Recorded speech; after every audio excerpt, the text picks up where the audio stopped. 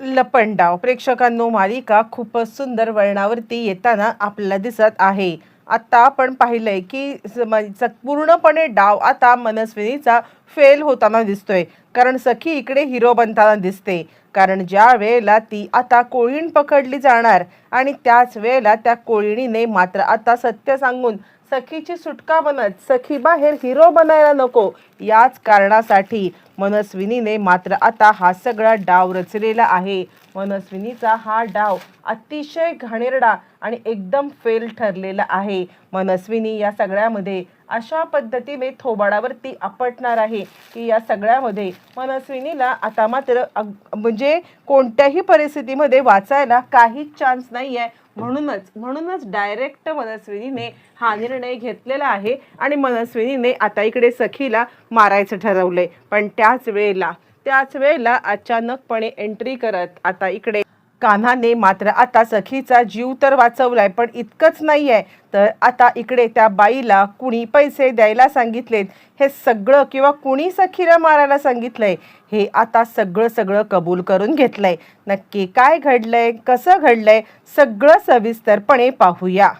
आता ह्या रिक्षाबाईने जमनानगरला त्या बाईला सोडलंय हे ज्या वेळेला बाकी सगळ्यांना समजलेलं आहे, तर आता सगळ्यांनाच विश्वास बसलाय की काहीही झालं तरी आपण जमनानगरला जायचं आणि जमनानगरला जाऊन आता त्या बाईचा शोध घ्यायचा म्हणजे घ्यायचा. कोणत्याही परिस्थितीमध्ये त्या बाईला आता इकडे आपण सोडायचं नाहीये हा विचार करत आता सगळेजण त्या बाईचा शोध घेत आहेत. आणि त्यानंतर खऱ्या अर्थाने ती बाई जमनानगरला या सगळ्यांना सुद्धा आता भेटते. या सगळ्यामध्ये ज्या वेळेला जमनानगरला ती बाई दिसते, लगेचच पोलिसांना कॉल केला जातो आणि पोलिसांना कॉल करून त्या बाईला पकडून त्या बाईला पोलीस स्टेशनला आता इकडे आणण्यात आलेलं आहे. ज्या वेळेला त्या बाईला पकडून आता पोलीस स्टेशनला आणण्यात आले आणि त्यावेळेला मात्र आता इकडे ही खबर पोहोचलेली आहे, ती म्हणजे इकडे मनस्विनीपर्यंत. मनस्विनीला खबर लागलेली आहे की आता म्हणजे पकडण्यात आलेला आहे त्या बाईला. आणि त्यानंतर मनस्विनी चांगलीच आता चिडलेली आहे आणि त्यानंतर मग आता तिला डिवचत इकडे बोलायला लागते. ती म्हणजे आता नंदा ती सांगायला लागते, काय ग, म्हणजे तुझा एकही डाव तर आता यशस्वी झालेलाच नाहीये. प्रत्येक तुझा डाव इकडे फेलच होत चाललेला आहे आणि त्यामुळे काहीही झालं ना तरी सुद्धा तू आता हरलीस, सपशेल हरलीस. त्या कान्हाने तर आता बाजी मारलेली आहे आणि बाजी मारत त्यांनी आता या सगळ्यामध्ये तुला पुरेपूर हरवलेलं आहे.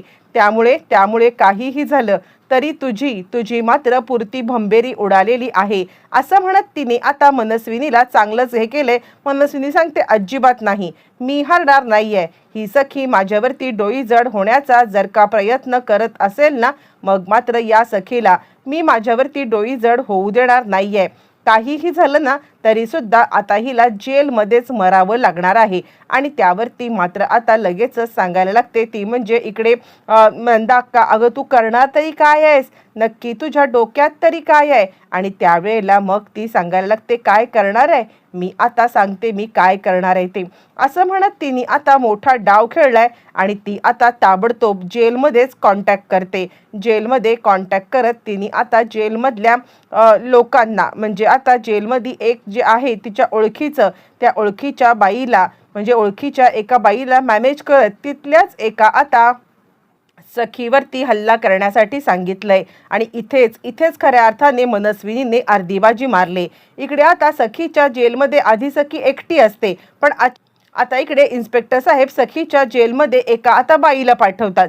म्हणजे खरं तर हा सगळा प्री प्लॅन असतो. आणि त्यानंतर तिकडे नेमका कान्हा आलेला आहे आणि कान्हा आता सांगायला लागतोय, हे बघा, त्या बाईला पकडलेलं आहे आणि ती बाई साक्ष देण्यासाठी तयार झालेली आहे.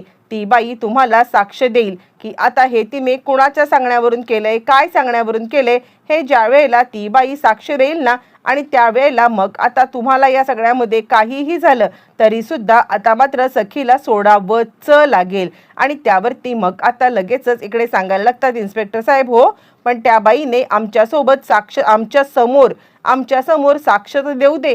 तिने साक्ष दिल्याशिवाय आम्ही या सगळ्यामध्ये आता सखी मॅडमना कधीच सोडू शकणार नाही आहोत. आणि असं म्हटल्यावरती मात्र आता कान्हा सांगतो, बायका तिला घेऊन येत आहेत.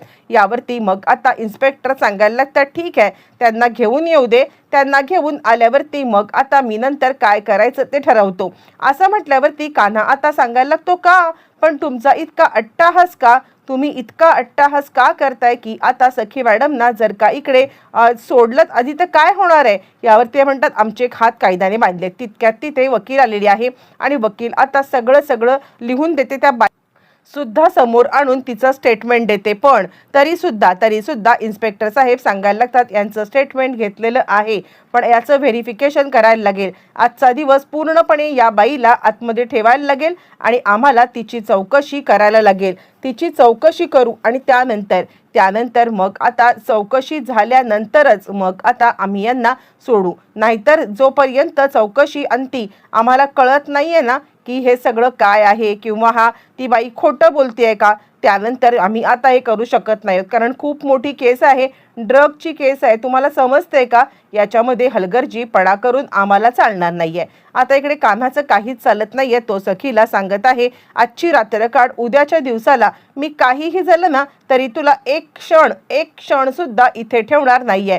सखीला काहीच कळायला मार्ग नाहीये. बिचारी या सगळ्यामध्ये आता मात्र कोलमडून गेलेली आहे. बरं, हे सगळं होत असताना मग आता वकील साहेब सांगायला लागतात उद्याचा दिवस एकही दिवस आता आम्ही एक्स्ट्रा इथे सखीला ठेवू इच्छित नाही आहोत. असं म्हटल्यावरती इन्स्पेक्टर साहेब म्हणतात हे बघा आमचे हात कायद्याने बांधलेले गेलेले आहेत.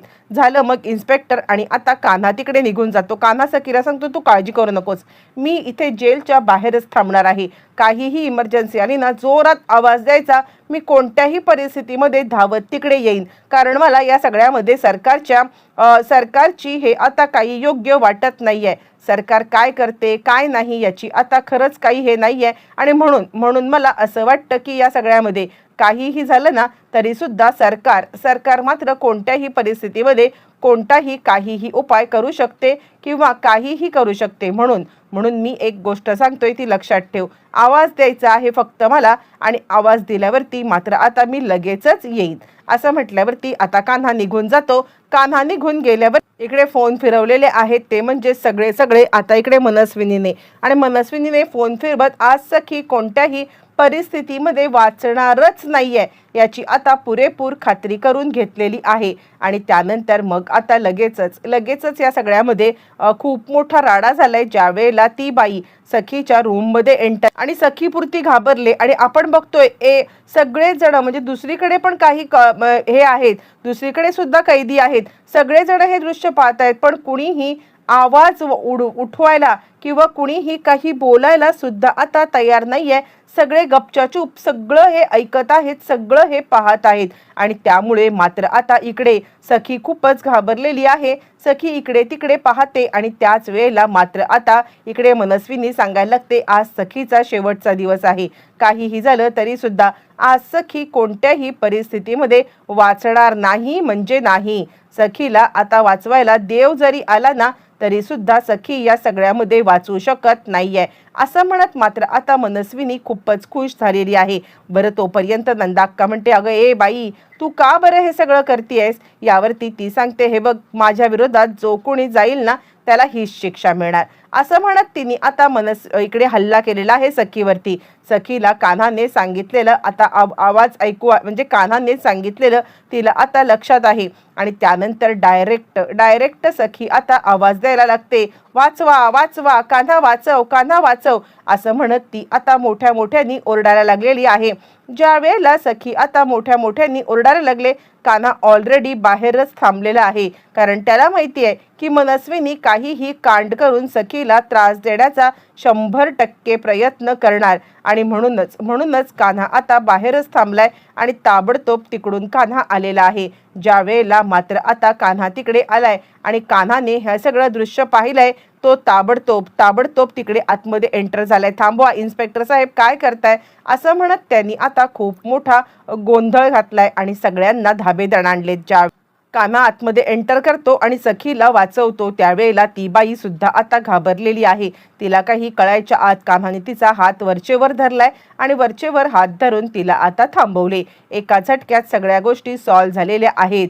प्रेक्षकांनो, आता मात्र इकडे मनस्विनीनेच हे सगळं करायला लावलंय किंवा मनस्विनीच हा सगळा प्रकार आता घडवून आणत आहे, हे सत्य कान्हा आता सगळ्यांच्या समोर आणणार आणि त्यानंतर खऱ्या अर्थाने काय घडणार, कसं घडणार, येणाऱ्या भागामध्ये सगळं पाहायला मिळणार आहे।